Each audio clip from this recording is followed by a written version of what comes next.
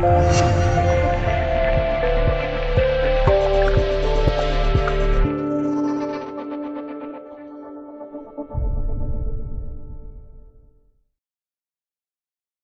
读：8月1日，据路透社消息，国际航空运输协会宣布与飞机发动机制造商 CFM 国际公司达成协议，开放 CFM 旗下的 CFM56和 LEAP 发动机的维修维护给第三方企业，以加强这些发动机维护、维修和大修服务 MRO 市场的竞争。CFM 国际公司是美国通用电气 GE 和法国赛丰集团各占50%的合资企业。该公司制造的大韩道商用发动机为全球大约13400架，单通道载体客机提供动力，在载体客机动力市场占据垄断地位。因此，国际航空运输协会 IATA 希望通过此项协议，能够使得航空公司、租赁公司以及第三方维修维护提供商能够从这些畅销的发动机维修维护中收益。国际航空运输协会 IATA 是一个由世界各国航空公司所组成的大型国际组织，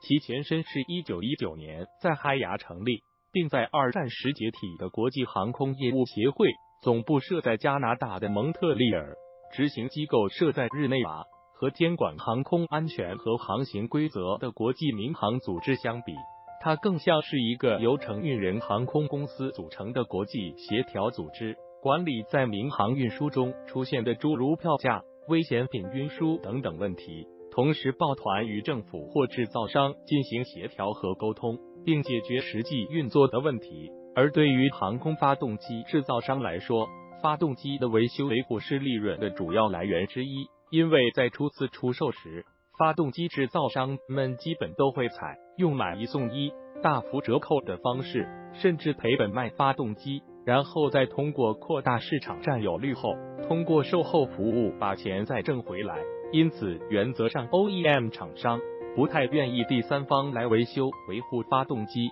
有时还会警告航空公司，如果采用第三方维修维护，将失去 OEM 厂商的后续服务。而此次达成的协议将使得 CFM 国际公司向第三方 MRO 服务提供商开放 CFM56和 LEAP 发动机的维修维护业务。IATA 总干事 Alexandre de Uniac 表示，我们预计竞争加剧将降低航空公司的运营成本，并有助于保持发动机 MRO 服务的实惠。我们希望这份协议将成为其他发动机 OEM 制造商遵循的一个例子。因此，同时 IATA 已撤回其于2016年3月向欧盟委员会提交的发动机垄断投诉。编辑 Alan